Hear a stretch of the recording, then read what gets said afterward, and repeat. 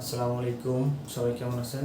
আশা করি সবাই ভালো আছেন। এখন আমরা শিখব কিভাবে অ্যাক্সেস 3 কোড আমরা নির্ণয় করব। আমরা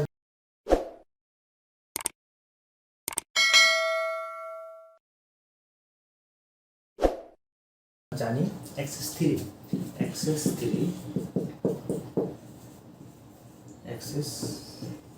নির্ণয়। আমরা জানি অ্যাক্সেস 3 নির্ণয় করতে গেলে আমরা কি করব প্রথমে যে সংখ্যা থাকে না কেন আমরা ডেসিমাল সংখ্যায় নিয়ে আসব। ডেসিমাল সংখ্যা নিয়ে আসার পরে ওইটাকে কি করব, ওর সাথে 3 যোগ করব। যোগ করার পরে ওই সংখ্যাটাকে আমরা বাইনারি আকারে প্রকাশ করব, 4 বিটে বাইনারি আকারে প্রকাশ করব। তাহলে আমরা অ্যাক্সেস 3 হবে। স্বাভাবিকভাবে যদি এমন থাকে, একটা সংখ্যা লিখলাম 680, এইটা আছে কিসে, এটা কি করব আমরা, এটাকে আমরা অ্যাক্সেস 3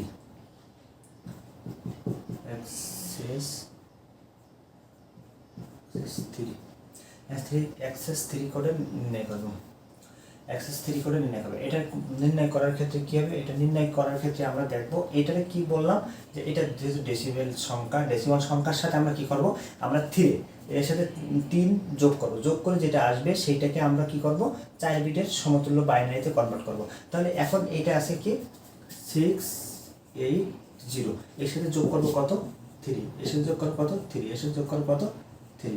তাহলে এটা যোগ করলে কত হয় 9, এটা যোগ করলে কত হয় 11, এটা যোগ করলে কত হয় 3।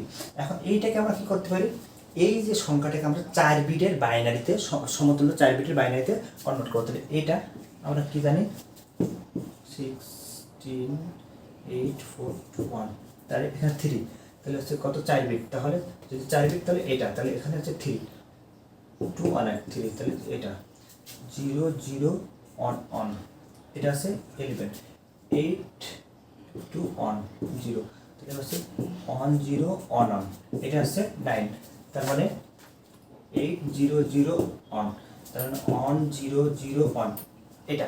এখন এইটা আমরা কি লিখবো, তাহলে আমরা লিখতে পারি 680, এটার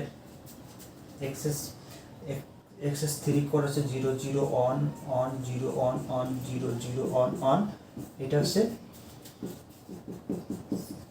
3। তাহলে আমরা কি করলাম, আমরা যদি অ্যাক্সেস 3 কোড নির্ণয় করতে যাই তাহলে আমরা অবশ্যই আমাদের যে সংখ্যায় থাকে না কেন আমরা কিসে নিয়ে আসবো, আমরা ডেসিমাল সংখ্যা নিয়ে আসবো। ডেসিমাল সংখ্যা নিয়ে আসার পরে আমরা কি করব, ওই ডেসিমাল সংখ্যার সাথে প্রত্যেকটার সাথে আমরা আলাদা আলাদাভাবে 3 যোগ করব। 3 যোগ করার পরে যে যোগফলটা পাবো ওইটাকে সমতুল্য 4 বিটের বাইনারি করলে আমরা যে ফলটা পাবো ওইটা হবে আমার অ্যাক্সেস 3 কোড। তাহলে এর পরবর্তীতে আমরা দেখব কিভাবে বাইনারি থেকে গেরে কোড এবং গেরে থেকে বাইনারি কোডে রূপান্তর করা যায় সেটা।